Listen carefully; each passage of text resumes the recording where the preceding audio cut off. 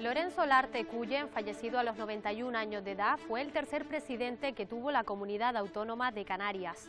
Político de raza, protagonista de la transición hacia la democracia, Olarte fue uno de los padres del autogobierno canario, desde diferentes posiciones, en tareas de gobierno y de oposición. La pasión por el ejercicio de la política define una trayectoria larga, intensa en tiempos complejos en los que todo estaba por hacer. Fue testigo y protagonista de una época que explica muchas de las realidades de la Canarias actual. Presidente y vicepresidente del gobierno autonómico, responsable de turismo, antes presidente del Cabildo de Gran Canaria y también colaborador de Adolfo Suárez. Olarte deja un legado inolvidable en la historia reciente de las islas. Hace unos meses tuvimos la oportunidad de entrevistarle y pasar revista a su trayectoria. Hoy les ofrecemos, a modo de balance y homenaje, su testimonio en primera persona.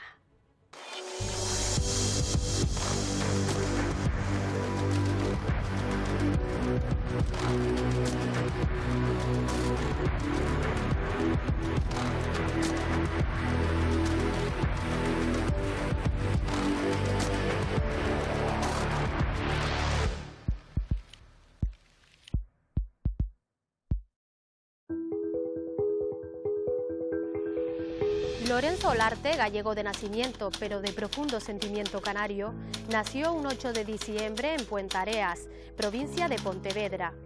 Fue un abogado con una gran formación en derecho penal. Recaló en 1961 en San Sebastián de la Gomera como juez de primera instancia y se enamoró definitivamente de las islas. Me doy cuenta que fui muy joven y que me sigo sintiendo joven. Y me doy cuenta por estas imágenes de que uno de mis grandes amores ha sido y sigue siendo mi tierra. Su andadura política comienza durante el franquismo tardío, en 1974, convirtiéndose en el último presidente del Cabildo de Gran Canaria de la etapa predemocrática. Junto a Fernando Vergasa fundó el partido Unión Canaria, que poco después se integraría en la UCD de Adolfo Suárez. Su peso político fue tan relevante que pronto se convertiría en asesor del entonces presidente Suárez hasta 1979.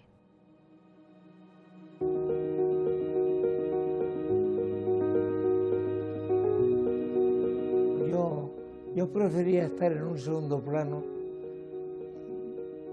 porque sinceramente no me veía con la categoría suficiente para ser presidente y yo creía que era mejor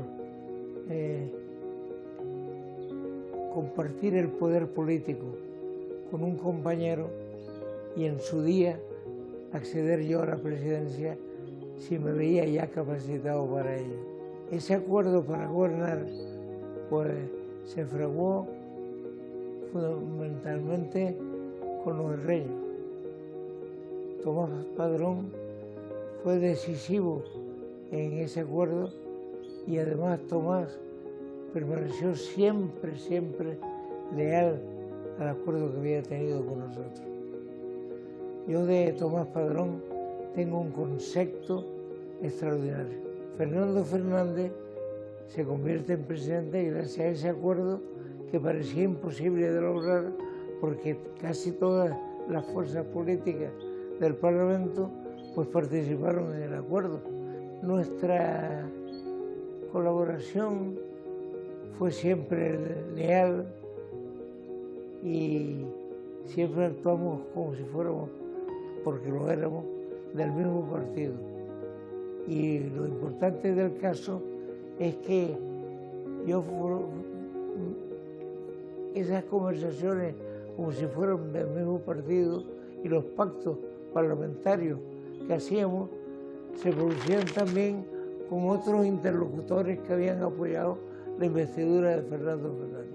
En aquella legislatura, Fernando Fernández era el presidente, como he sabido, y yo era su vicepresidente. Y de ahí que mi sorpresa fuese mayúscula cuando a pesar de ser su vicepresidente no tenía ni idea de lo que se nos echaba encima. Señoras y señores diputados, en esta intervención, que pudiera ser la última que tenga como presidente del gobierno,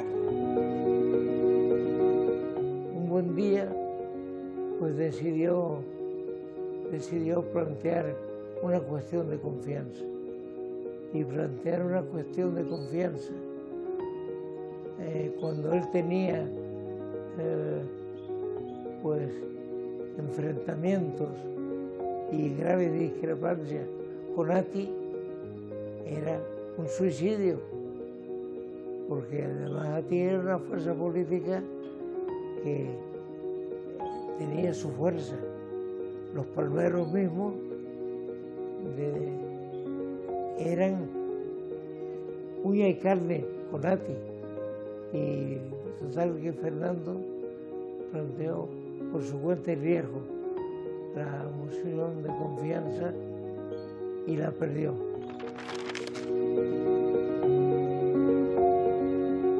Yo me enteré de que Fernando Fernández iba a presentar la cuestión de confianza allí mismo, al lado de él. Yo me quedé sorprendidísimo, Estábamos sentados en la presidencia Fernando, al lado estaba yo, al lado estaba Castro Cordobés, que es palmero, y luego no recuerdo quiénes venían. Y Castro Cordobés, recuerdo que por lo bajo, antes de votar, me decía: ¿y qué diablos voy a votar yo si yo soy palmero? Y Fernando Fernández es palmero también. Fernando Fernández, cuando pierde la cuestión de confianza, reaccionó como un caballero, reaccionó con toda normalidad y después pretendió llegar a un pacto con Jerónimo Saavedra para que Jerónimo fuera el presidente y gobernasen los socialistas. Ese pacto, por fortuna, no cuajó, pero hasta el último momento estuve yo más que preocupado por si el pacto salía, porque en política puede pasar de todo. En política se pueden dar los milagros más raros y las cosas más raras, y eso podía haberse producido. Fernando Fernández siempre ha tenido la caballerosidad absoluta de decir que siempre fui un hombre leal y jamás hice nada en absoluto que pudiera perjudicarle en la gobernabilidad de Canarias. El partido, lógicamente, al perderla tenía que ponerme a mí o a la persona que decidiera. Y en esa reunión de todos los parlamentarios canarios, pues salí yo como candidato a la presidencia con el mayor número de votos a bastante distancia del que me siguió. Juro cumplir fielmente las obligaciones del cargo de presidente del Gobierno de Canarias con lealtad al Rey y guardar y hacer guardar la Constitución como norma fundamental del Estado y el Estatuto de Autonomía de Canarias.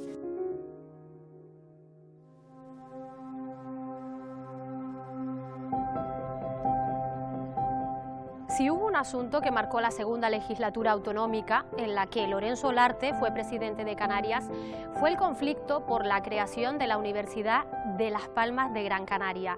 Supuso una gran tormenta política y mediática y fue sin duda uno de los episodios más acalorados del llamado pleito insular, con manifestaciones multitudinarias en uno y otro sentido. Olarte, entonces recién investido presidente, tenía las ideas claras sobre cómo abordar ese conflicto hoy superado. Le escuchamos. A eso aspiramos, a sentirnos comprendidos, simplemente comprendidos en primer lugar y defendidos de inmediato. Y en ello volcaremos todo nuestro esfuerzo de diálogo, de negociación y de entendimiento. Nunca Jamás nos encontraremos ausentes de esa necesidad de diálogo, de consenso y de comunicación.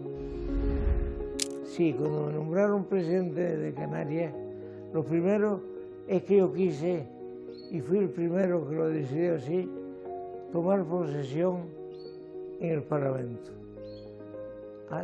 Hasta entonces se tomaba posesión en la sede del gobierno de Canarias.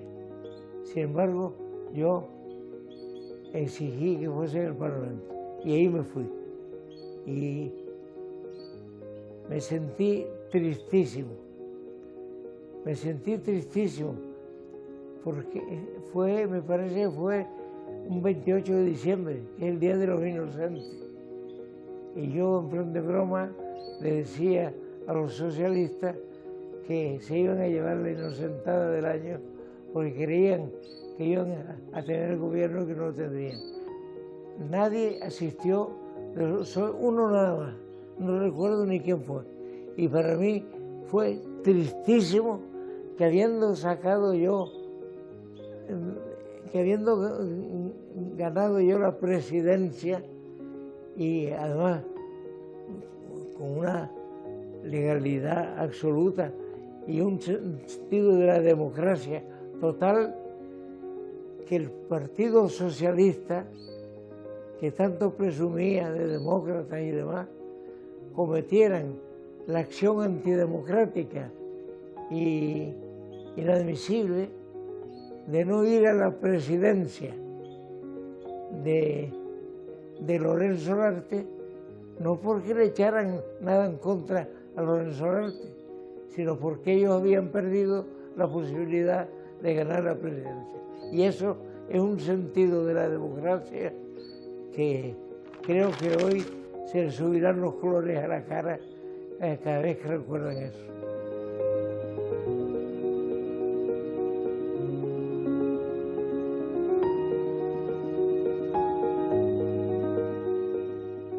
Yo creí que con el proyecto universitario y al ganar Las Palmas su universidad, se iban a acabar estos dimes y diretes que subsisten del pleito insular. El pleito subsiste y yo no. Y mi gran fracaso como político es que siempre quise luchar contra el pleito insular, pero fue imposible completamente. Y hay discursos que contienen además que mi voluntad era esa. Desde que fui presidente del Cabildo y de la Mancomunidad de Cabildo en el año 1974.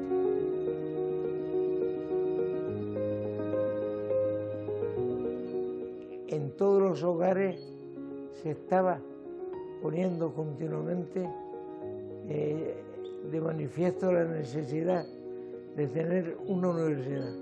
La Universidad de Las Palmas de Gran Canaria era una universidad que teníamos que crear por razones sociales.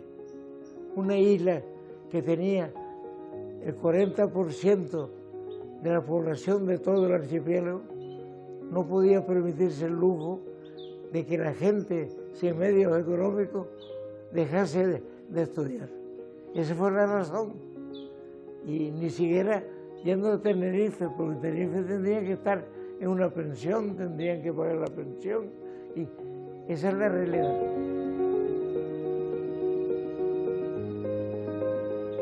Hubo dos manifestaciones más, una en Tenerife y otra en Las Palmas. En Las Palmas se calcula en 200.000 personas las que acudieron. Fue algo tremendo, tremendo. Sobre todo cuando veían que en Tenerife estaban totalmente opuestos e incluso se había hecho una manifestación porque el director del día, Pepe Rodríguez, había dicho que lo que queríamos era traernos la universidad a Las Palmas, como si la universidad fuese un paquete de cigarros que uno se puede traer de un sitio a otro. Y la gente cayó en eso. Y entonces se formó la universidad, fue muchísima gente, y además en cabeza con una bandera iba Manuel Hermoso, que es un hombre que siempre ha tenido un gran carisma y que en Tenerife la gente le ha respetado muchísimo, muchísimo.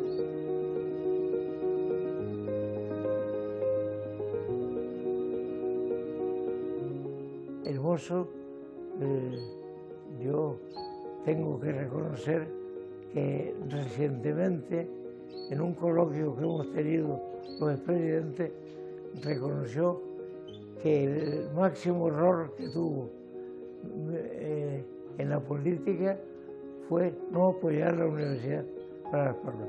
Y eso es digno de recordar porque implica que la persona que reconoce ese gran error, porque en Las Palmas es un gran error, pues que lo reconoce, ostenta una caballerosidad absoluta.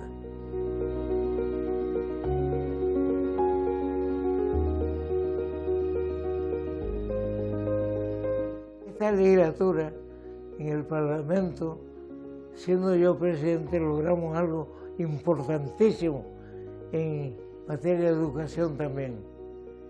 Y es que los maestros cobraban muy poco. Era célebre el dicho, pasa más hambre que un maestro de escuela. Todavía se dice en muchos sitios de la península, yo lo he comprobado. Y aquí yo decidí y lo llevé al Parlamento la aprobación de una ley en virtud de la cual se equiparaba, se homologaba el sueldo de los maestros con el sueldo de los demás funcionarios. Y entonces en los maestros se da mucho el caso del matrimonio de maestro con maestra. Hay muchísimo. Pues se le supuso cambiar su vida totalmente. Esa fue la homologación. Y los maestros siempre que alguno de aquel tiempo se le habla de la homologación, me pone a mí por las nubes porque fui el responsable de que se acabara aquel dicho funesto de pasa más hambre que un maestro de escuela.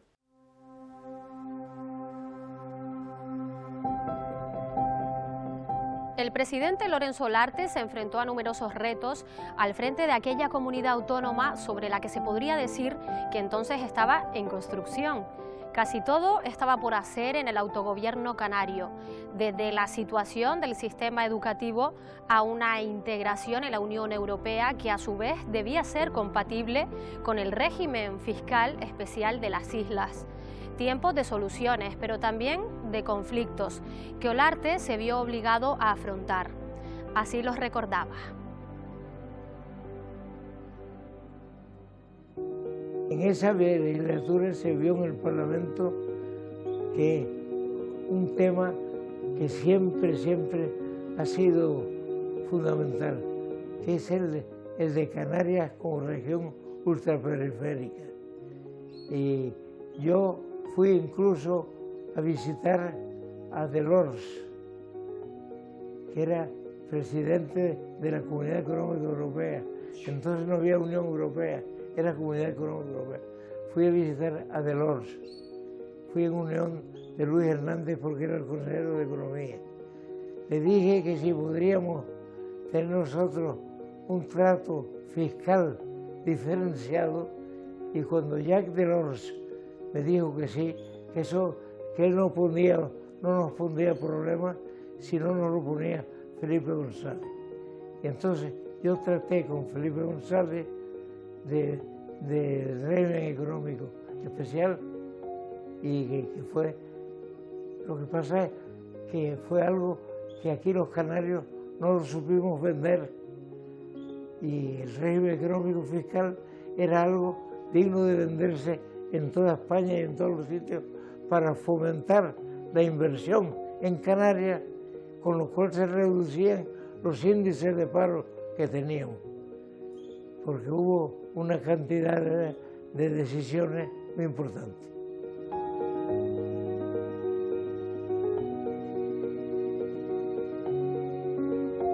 Hubo un momento en que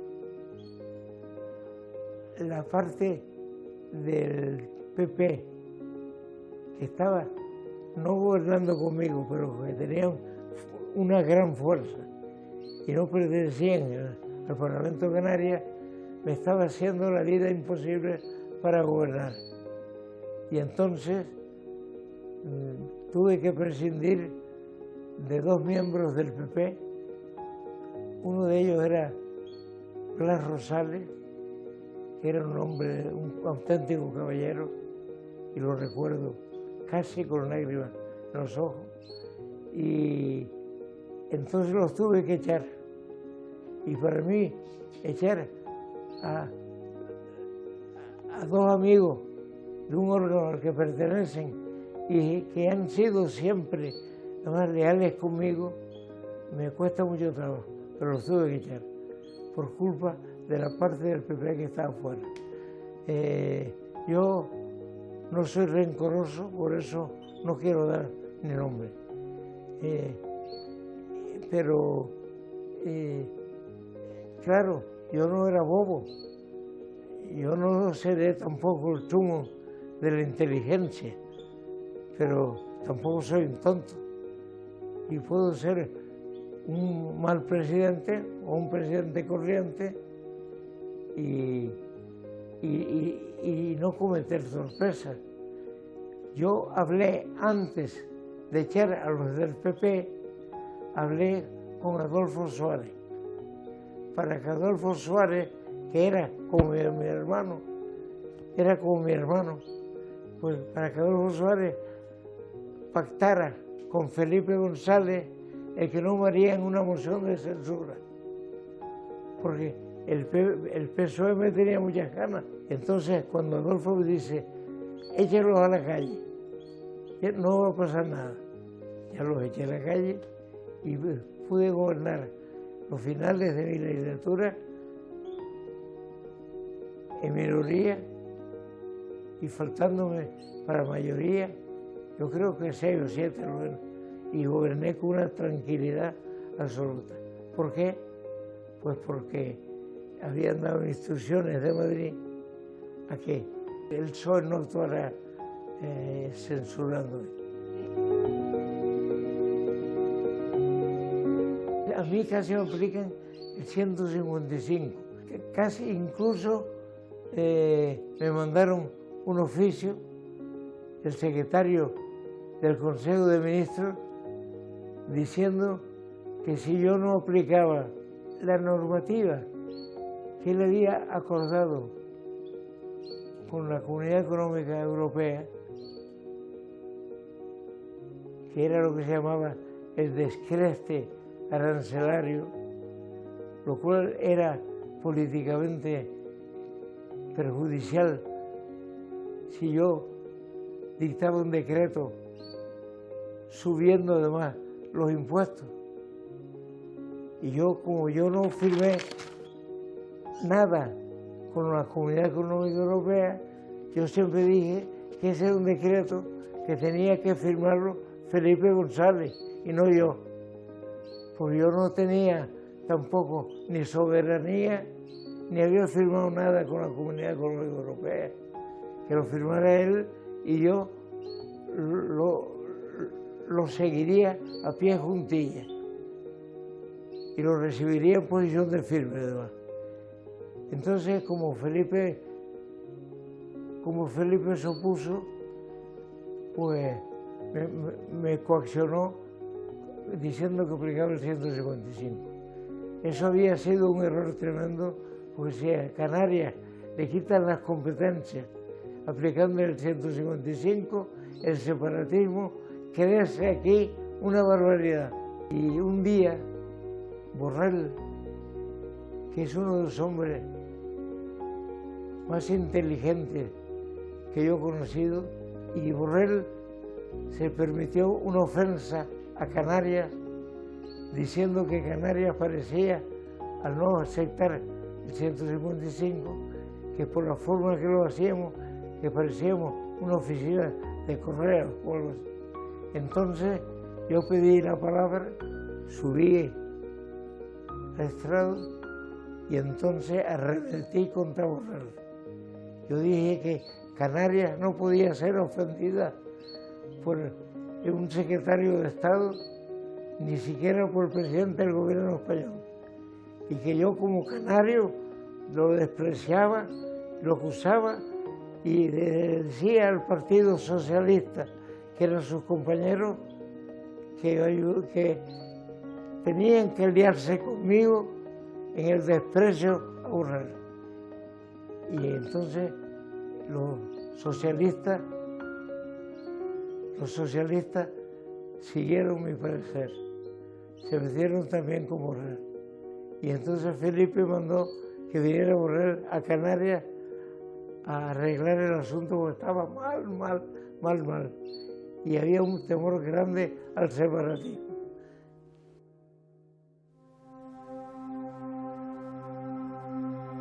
Hay que felicitar a todos los presidentes y a Canarias, porque absolutamente todos dieron pruebas de una categoría, de una preparación extraordinaria. Y eso es lo que realmente me importaba a mí, que podíamos sentirnos orgullosos todos de haber tenido los presidentes que hemos tenido. Este es el testimonio político de Lorenzo Olarte, uno de los padres de nuestra autonomía. Un resumen de su trayectoria de servicio público sin filtro, con sus propias palabras. Canarias se construyó sobre la visión de hombres y mujeres que creyeron en el autogobierno como una tarea no solo posible, sino también necesaria para un pleno desarrollo democrático en nuestra tierra. El archipiélago de hoy es heredero y continuador de nuestro pasado reciente. Rendimos homenaje a quienes la construyeron y seguimos adelante. Descanse en paz, Lorenzo Olarte, Cuyen.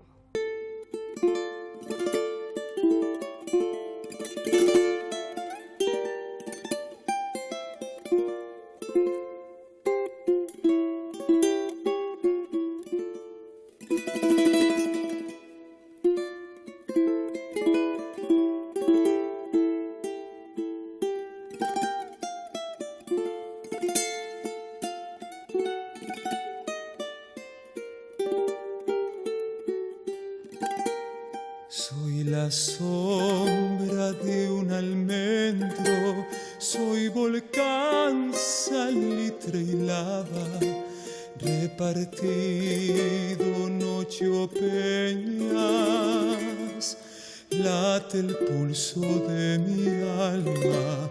Soy la historia y el futuro, corazón que alumbra el alba de unas islas que amanecen,